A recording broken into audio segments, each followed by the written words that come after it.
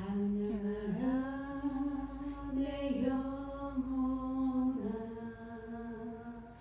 찬양하라 내 영혼아,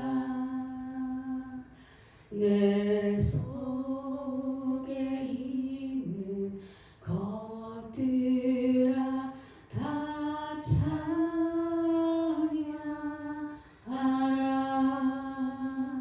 찬양하라 내 영혼아, 찬양하라 내 영혼아, 내 속에 있는 것들아 다 찬양하라.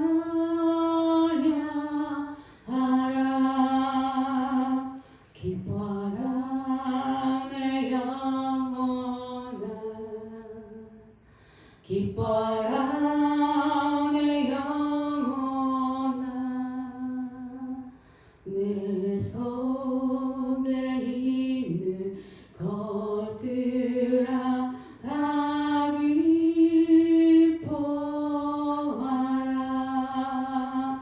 행복하라 내 영혼아, 행복하라 내 영혼아, 내 속에 있는 것들아 다 행복하라.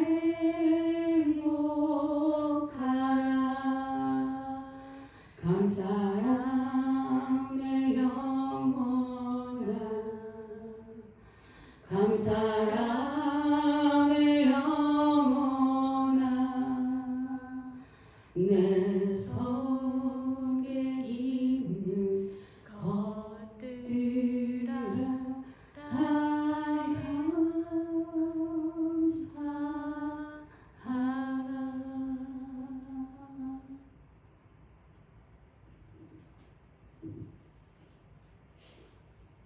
오늘 전할 말씀은 이사야 40장 15절의 말씀입니다. 보라, 그에게는 열방이 통에 한 방 물과 같고 저울의 작은 티끌 같으며 섬들은 떠오르는 먼지 같다 라는 말씀으로 우리 오늘 여러분과 함께 말씀을 나누겠습니다. 여러분은 열방을 동해 한 방 물처럼 여기십니까? 저는 그렇게 여깁니다. 어떻게 제가 그렇게 여기게 되었을까요? 창세기 1장에 태초에 하나님이 천지를 창조하셨습니다. 땅이 공허하며 흑암이 깊은 위에 있고 하나님의 영은 수면 위에 운행하셨습니다. 말씀 되시는 하나님, 가라사대 빛이 있으라 하셔서 빛이 짠 하고 생겼습니다. 그 말씀은 바로 우리의 인생입니다. 사람은 누구나 예수님을 믿지 않으면, 또 예수님께서 다 이룬 7가지 은혜의 복음을 믿지 않으면 땅이 혼돈한 것처럼, 흑암이 깊은 위에 있는 것처럼 그렇게 살 수밖에 없습니다. 그런데 빛 대신 예수님을 만나는 순간 사람은 완전히 변하게 됩니다. 하나님의 은혜인 것입니다. 정말 하나님의 말씀은 살아있습니다. 여러분 삶 속에 그런 경험을 있지 않습니까?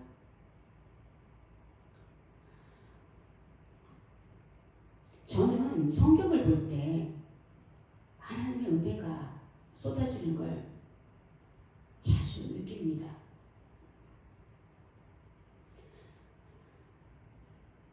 성경과 거리가 멀리 두고 산 사람이 하나님의 은혜가 임함으로 성경 보는 것이 너무 좋습니다.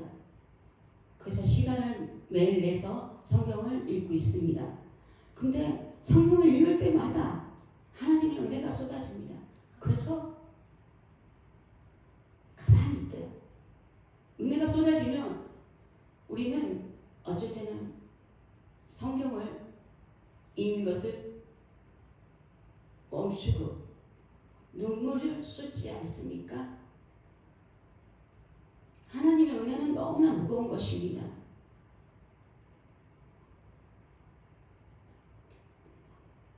그래서 성경을 읽을 때마다 하나님의 은혜 받으면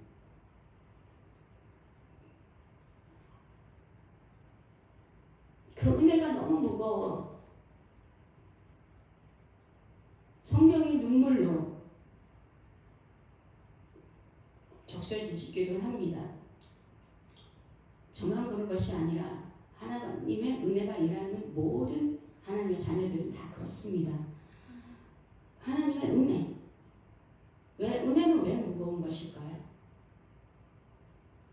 저도 뜨거운 성령을 체험한 후에 그 하나님의 은혜가 쏟아져서 하나님을 찾거나 또 하나님을 너무나 사랑해서 눈물을 흘린 적이 없었습니다.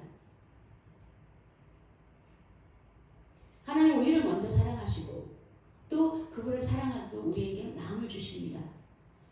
그 마음은 너무나 무거운 것입니다.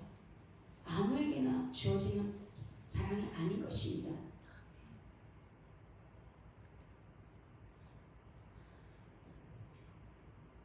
그래서 성령을 체험하는 순간 하나님에 대해서 너무 알고 싶은 마음이 이 속에서 불같이 일어났습니다.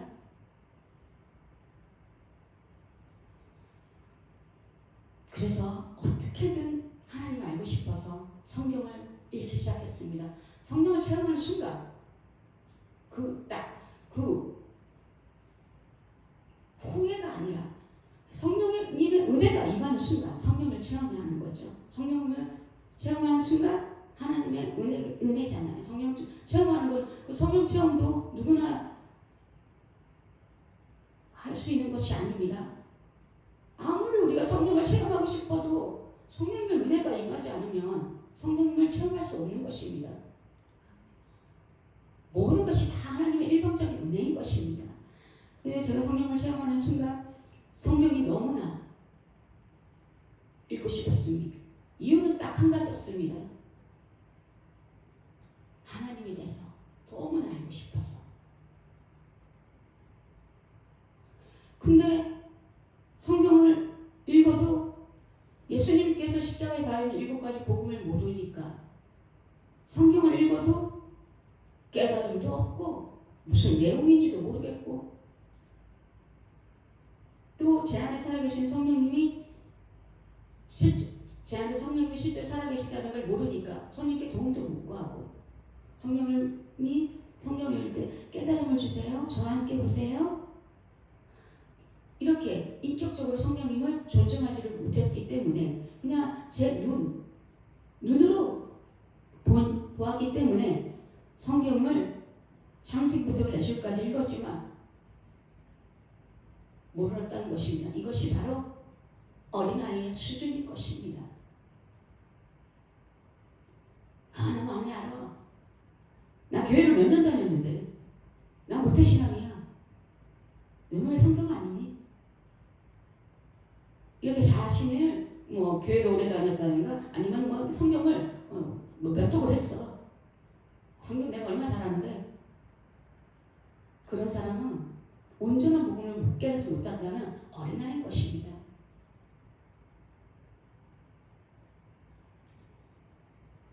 우리는 예수님이 십자가에 달린 복음을 깨닫는 순간 삶이 완전히 달라집니다. 무엇이 달라질까요?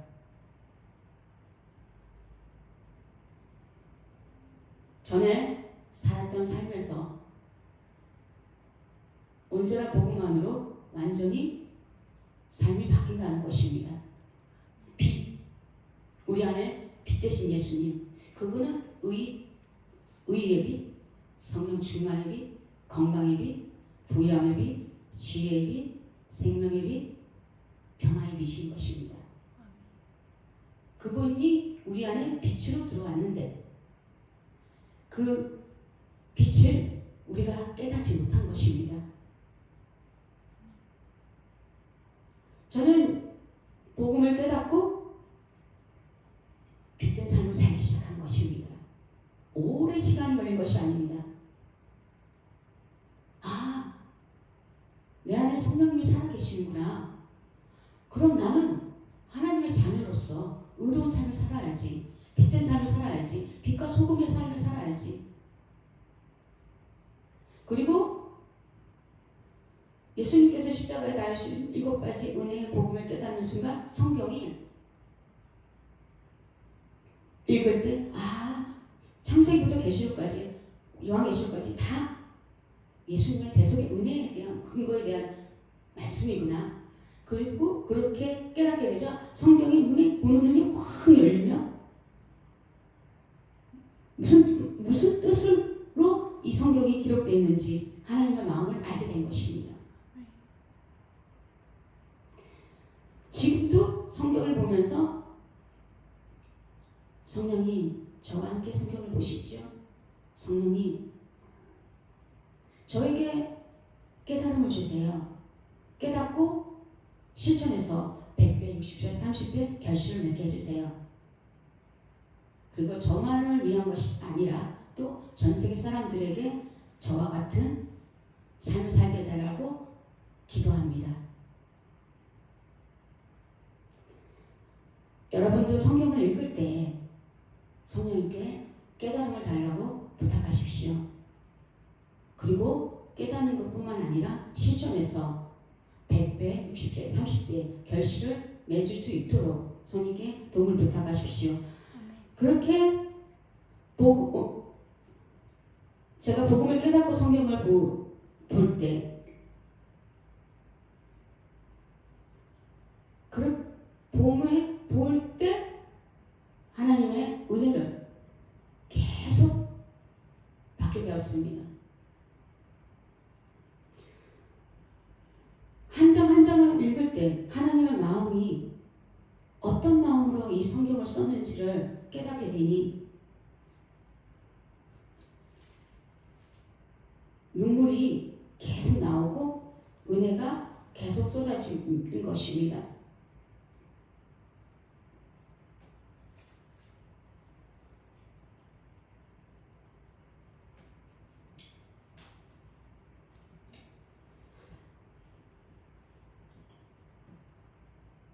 시편 1장 1절에 이런 말이 있습니다. 복 있는 사람은 악인들의 길을 따르지 아니하며 죄인들의 길에 서지 아니하며 오만한 자들의 자리에 앉지 아니하고 오직 여호와의 율법을 즐거워하여 그의 율법을 주야로 묵상하는도다 라고 했습니다. 그는 시냇가에 심은 나무가 저를 따라 열매를 맺으며 그 잎사귀가 마르지 아니함 같으니 그가 하는 모든 일이 다 형통하리라고 했습니다. 우리는 복이 있는 사람입니다. 예수님을 믿는 순간 십자가에서 달린 7가지 은혜의 복을 받아 누리게 됩니다. 근데 그것이 있는지도 모르고 있는지 없는지도 모르는 사람들이 지금 얼마나 많은 줄 아십니까? 저는 복의 근원인데, 여러분 하나님의 자녀들은 복의 근원인데 복을 받을 수밖에 없는데 이 복에 대해서 알아야지 누릴 수 있는데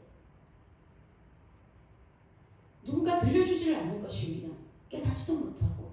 근데 하나님께서 우리를 통해서 깨닫게 해주셨습니다.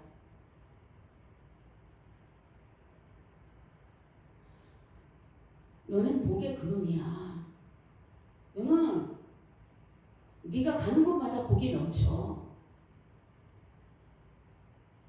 그렇다면 우리는 복을 받고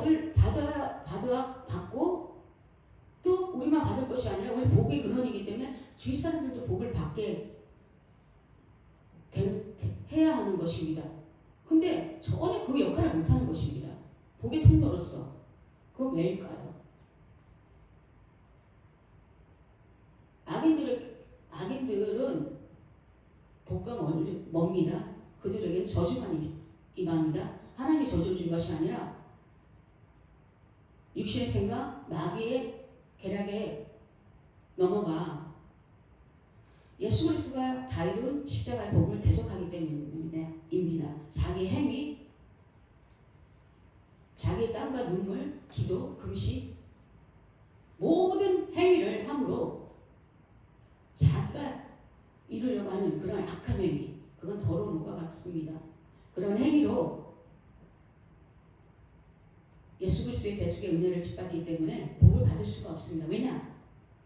자기네 기준에 있기 때문에 그들의 얼굴은 웃음이 없습니다. 얼굴도 시커멉니다. 왜냐하면 자신의 세운 기준에 도달하지 못하니까 그 도달할 수 있던 기준을 세워놓고 하면 할수록 더 높고 또 만족이 없기 때문입니다. 자유가 없죠, 마음이. 그리고 자기가 기준을 세웠기 때문에 난 왜 이렇게 안 되지? 더 해야겠다. 또 자기만 그런 게 아니라 다른 사람도 또 그렇게 눈으로 보는 것입니다. 정말 어린아이 같은 수준이죠. 자기만 자기도 복을 못 받을 뿐만 아니라 복의 통로로서 전혀 역할을 못하는 것입니다.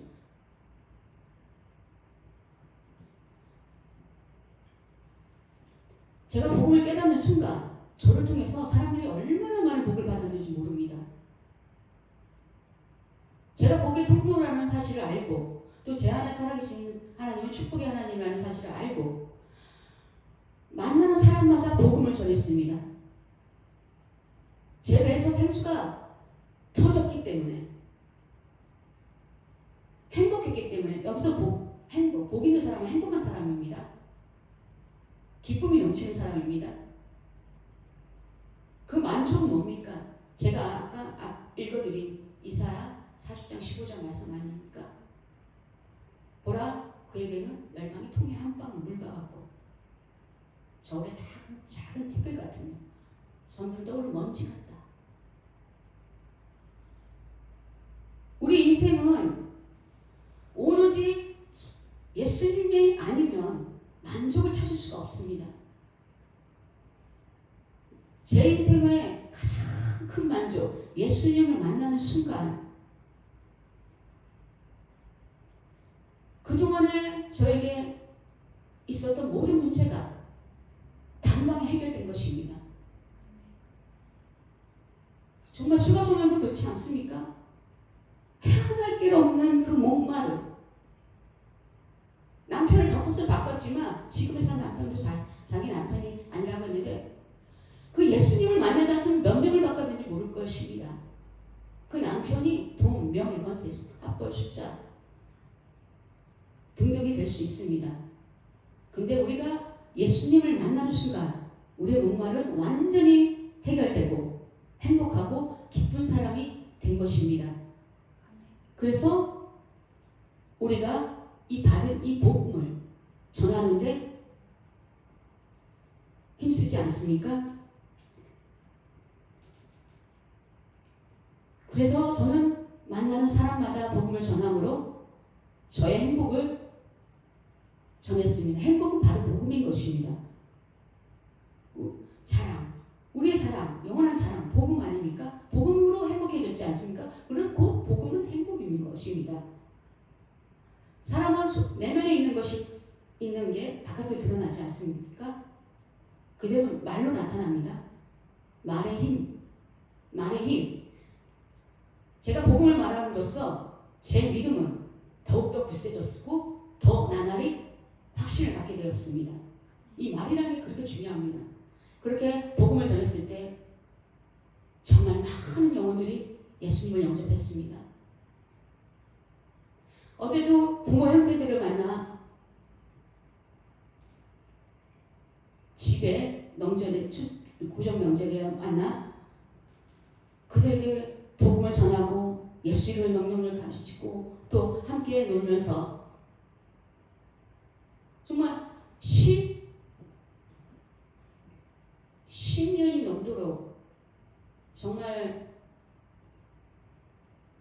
노래방을 간 적이 없는데 이제 어제는 어떻게 해서 이제 갔습니다. 형제와 이렇게 가게 되었는데 성령이 저도 어디 가나 성령님의 인도를 받습니다. 여러분도 마찬가지죠. 성령이 가라 사람 만나라 하면 만나고 또 어디 가라 하면 갑니다.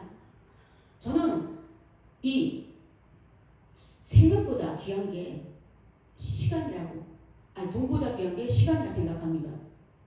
왜냐하면 돈은 벌면 되지만 시간은 가면 끝이기 때문입니다.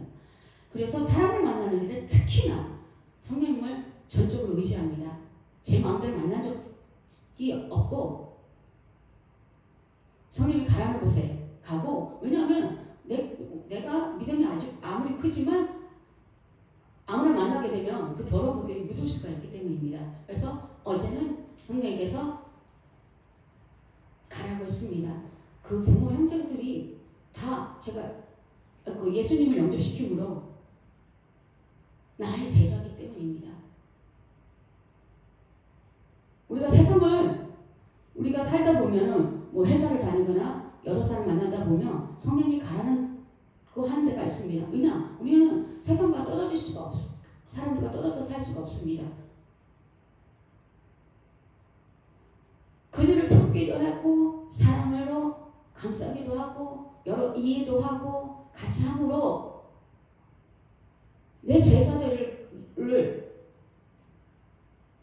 제자들과 함께 할 때가 있습니다. 근데 어제는 성령님께서 같이 가라 했습니다. 그래서 갔습니다. 근데 노래방에 갔더니 뭐 오래 있지도 않았습니다. 노래방에 갔더니 그 노래방 주인이 그 카운터 앞에 그 연꽃도 놓고 막 불상 같은 그런 것들에서 딱 보는 순간 하나님이 그래서 나를 여기 따라오라고 가라고 하는 거구나. 같이 형제들과 같이 제자들과 같이 있으면서 같이 마음도 나누고 그렇게 시간을 보내. 근데 또 영혼을 살리라고 또 나를 여기로 보냈구나 라고 생각했습니다. 그래서 그 여사장을 복음을 전하고 예수님을 영접시켰습니다. 그리고 제 제자 삼기 위해서 이름도 물어보고 또 성경 공부도 초청을 했습니다. 우리는 뭐든지 목적이 있는 것입니다. 목적이 무엇입니까? 제사 삼는 거 아닙니까? 또 영혼을 구원하고 지옥불에 떨어질 그 영혼을 구원해서 천국에 시민권을 갖게 하고 단지 그것뿐이지 않습니까? 그것이 바로 성령님의 눈으로 보는 것입니다. 보라.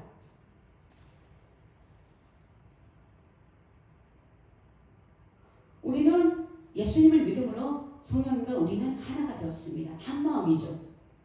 한 눈이고 한 몸이고 한 손이고 한 발입니다. 그래서 우리의 주님 아닙니까?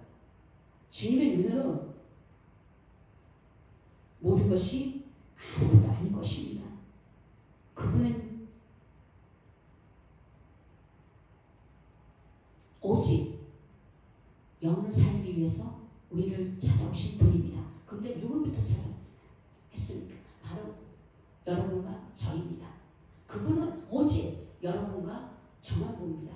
그분은 불꽃 같은 눈동자로 내 사랑하는 미애야, 내 사랑하는 재현아, 내 사랑하는 흥범아,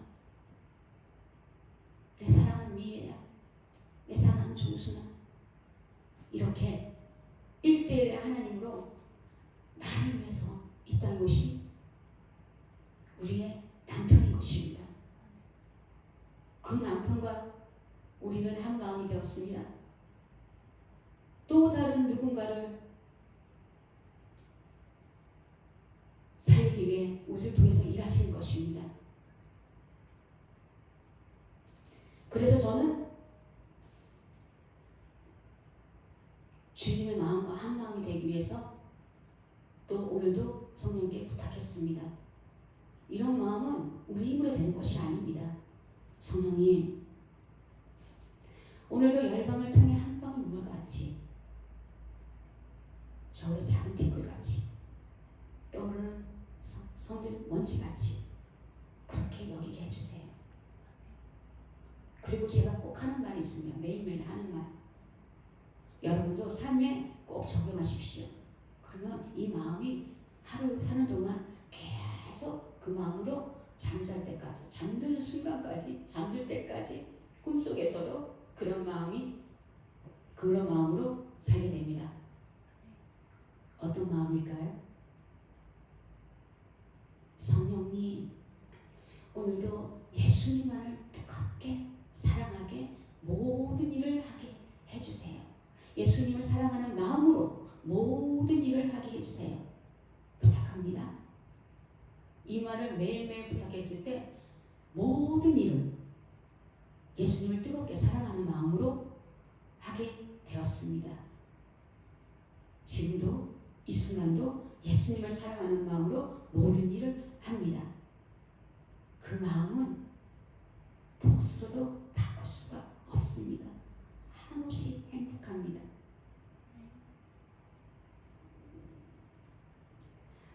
기도로 마치겠습니다. 사랑하는 성령님, 우리에게 성령님을 사랑하는 뜨거운 마음을 주셔서 너무너무 감사합니다. 성령님만으로 만족하는 삶, 천국 같은 삶을 살 수 있도록 우리를 위해 오신 사랑하는 예수님, 너무너무 감사합니다. 영원히 우리가 감사할 분은 오로지 예수님밖에 없습니다. 영원히 사랑합니다. 오늘도 새벽을 깨워주신 성령님, 우리가 새벽부터 성령님을 사랑하는 마음으로 잠자는 순간까지 살게 해주심을 감사합니다. 예수님의 이름으로 기도합니다. 아멘. 찬양하라 내 영혼아, 찬양하라 내 영혼아, 내 속에 있는 것들아 찬양하라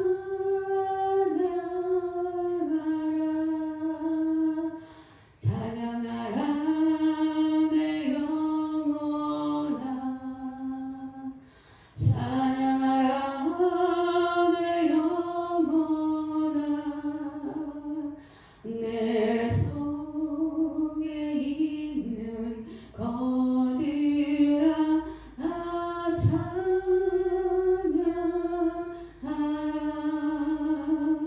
감사라 내 영혼아, 감사라 내 영혼아, 내 속에 있는 것들아 다 감사하라. 행복하라 내 영혼아, 행복하라 내 영혼아, 내 속에 있는 것들아 다 행복하라.